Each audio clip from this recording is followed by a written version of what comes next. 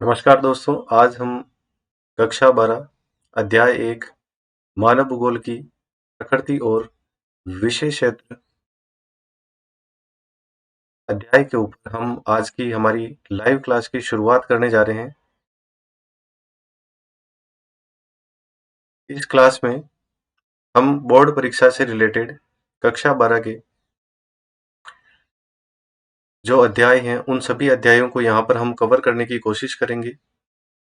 यहाँ जो हम देख रहे हैं,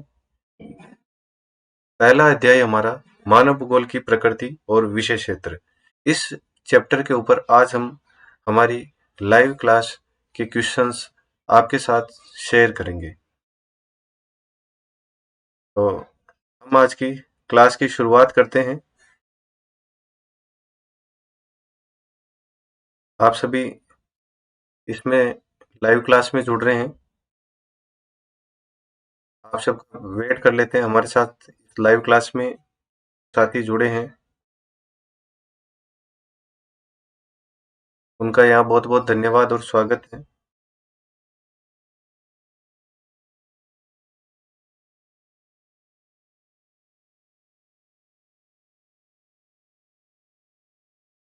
देखिए, आप सब इससे जुड़ चुके हैं, तो हम यहाँ पे शुरुआत करते हैं आज के इम्पोर्टेंट एमसीक्यू क्वेश्चंस की। पहला प्रश्न यहाँ हमारे सामने है, रुको और जाओ संकल्पना किसने दी?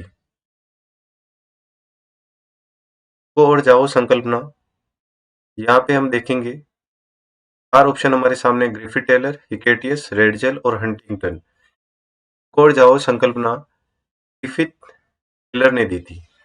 नेक्स्ट क्वेश्चन है, निम्नलिखित में से कौन सा एक लोगों और पर्यावरण के बीच अन्योन्य क्रिया का सर्वाधिक महत्वपूर्ण कारक है? पहला यहाँ पे मानव बुद्धिमत्ता, दूसरा प्रौद्योगिकी, तीसरा लोगों के अनुभव और चौथा मानवीय भाईचारा।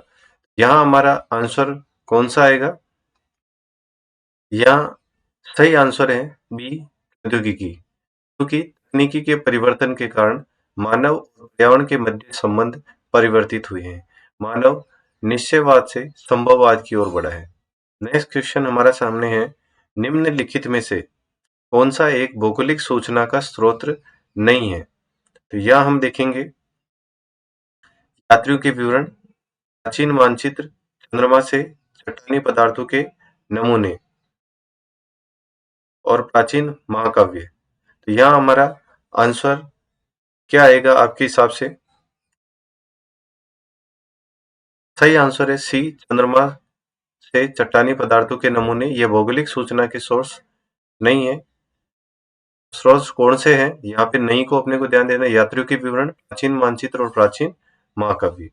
नेक्स्ट क्वेश्चन है, 1970 के दशक में भूगोल में कौन सी विचारधारा का उदय हुआ? ए मानवतावादी, बी आमूलवादी, सी व्यवहारवादी और डी उपरोक्त सही। तो आपके हिसाब से कौन सी विचारधारा का उदय हुआ?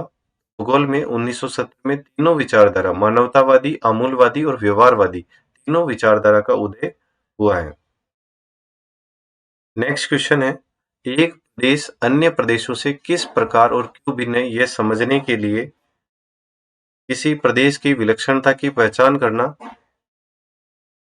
किस उपागम का लक्षण है? स्थानिक संगठन, प्रादेशिक विश्लेषण, अन्वेषण और क्षेत्रीय विभेदन। यहाँ कौन सा आंसर हमारे सामने आएगा? डी ऑप्शन सही है, क्षेत्रीय विभेदन। नेक्स्ट क्वेश्चन है, पर्यटन भूगोल मानव भूगोल के किस क्षेत्र का उपक्षेत्र है? ए सामाजिक भूगोल, बी राजनीतिक भूगोल, सी नगरीय भूगोल और डी आर्थिक भूगोल। यहाँ सही आंसर क्या आएगा? आर्थिक भूगोल। डी ऑप्शन हमारा यहाँ पे सही जाएगा, क्योंकि आर्थिक भूगोल के उपक्षेत्र में ही पर्यटन भूगोल आता है, जो पर्यटन क्रियाकलाप से संबंधित है। सैन्य भूगोल मानव भूगोल के किस क्षेत्र का उपक्षेत्र है? सामाजिक भूगोल, राजनीतिक भूगोल, नगरीय भूगोल और आर्थिक भूगोल। तो यहाँ हमारा आंसर क्या आएगा?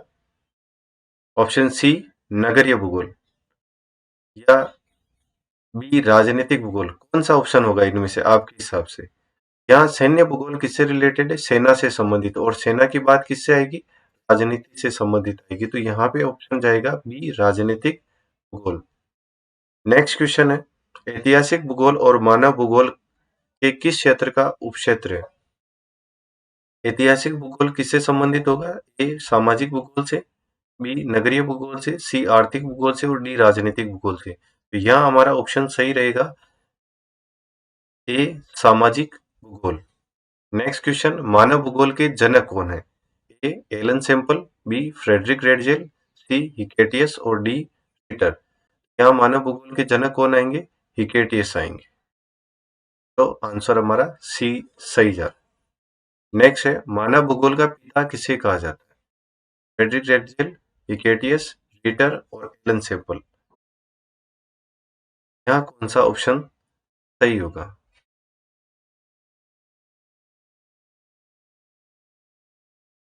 मानव भूगोल के पिता कौन है? फ्रेडरिक रेडजेल है। नेक्स्ट देखिए, भूगोल का पिता किसे कहा जाता है? ए, फ्रेडरिक रेडजेल, बी, हिकेटियस, सी, रिटर और डी, एलन सैम्पल। भूगोल के पिता कौन है? हिकेटियस है। नेक्स्ट क्वेश्चन, एंथ्रोपोजोग्राफी पुस्तक के रचयिता कौन है? ग्रिफिथ टेलर, हिकेटियस, रिटर और रेडजेल। यहाँ कौन सा ऑप्शन सही रहेगा? यहाँ हमारे सामने ऑप्शन डी जो है, रेडजेल, ये ऑप्शन सही है।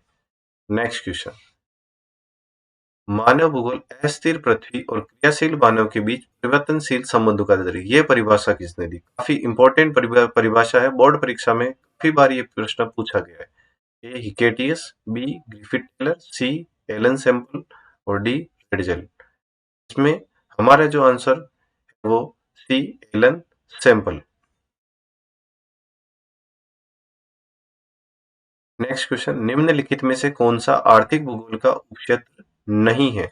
या नहीं वाले प्रश्नों को विशेष से ध्यान रखना है, क्योंकि इसमें 3 ऑप्शन सही होते हैं और 1 ऑप्शन गलत होता है। पहला, संसाधन भूगोल, बी, सैन्य भूगोल, सी, कृषि भूगोल और डी, पर्यटन भूगोल। तो कौन सा ऑप्शन सही होगा? सैन्य भूगोल। अर्थात आर्थिक भूगोल में संसाधन भूगोल शामिल है, कृषि है, पर्यटक है, सैन्य भूगोल शामिल नहीं है। तो आंसर होगा बी, सैन्य भूगोल।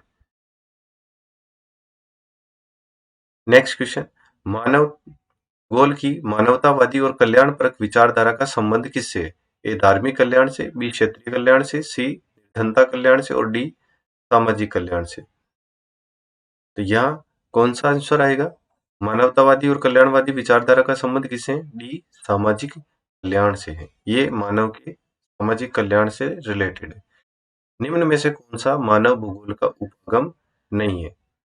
इसमें 4 ऑप्शन हमारे सामने। पहला, स्थानिक संगठन, बी, मात्रात्मक क्रांति, सी, क्षेत्रीय विभेदन, डी, अन्वेषण और विवरण। तो यहाँ कौन सा ऑप्शन सही रहेगा?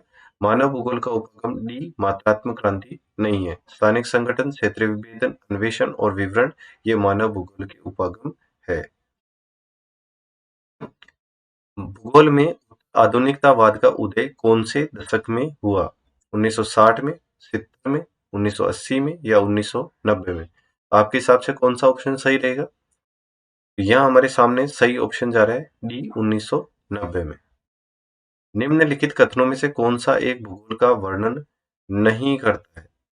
समाकलनात्मक अनुशासन, मानव और पर्यावरण के मध्य अंतर संबंधों का अध्ययन, सी, भेद्यता पर आधारित और डी, प्रौद्योगिकी के विकास के फलस्वरूप आधुनिक समय में प्रासंगिक नहीं है। तो यहाँ कौन सा ऑप्शन सही रहेगा? हमारे सामने जो ऑप्शन डी है वो बिल्कुल करेक्ट यहाँ पे, क्योंकि प्रौद्योगिकी के विकास के फलस्वरूप आधुनिक समय में प्रासंगिक नहीं। ये प्रश्न है नहीं वाला, यानी इसमें 3 ऑप्शन सही है। बाकी डी वाला ऑप्शन जो हमारा यहाँ पे ये भूगोल का वर्णन नहीं कर रहा है। नेक्स्ट क्वेश्चन, मानवतावादी और आमूलवादी और व्यवहारवादी विचारधारा की उदय की जो समयावधि है वो क्या है? पहला, 1990 का दशक, दूसरा 19 उपनिवेश युग, तीसरा 1970 का दशक और चौथा अंतर युद्ध अवधि के बीच 1930 का दशक। तो इसमें ऑप्शन सही सही रहेगा 1970 का दशक।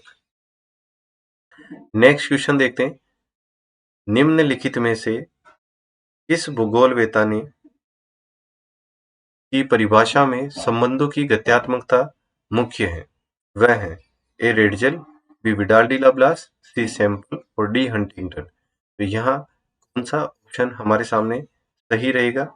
यहाँ पे ऑप्शन सी सैंपल का जो ऑप्शन है वो सही है, बिल्कुल सही है। इन्होंने मानव भूगोल, अस्थिर पृथ्वी और क्रियाशील मानव के मध्य अंतर संबंधों की बात की है।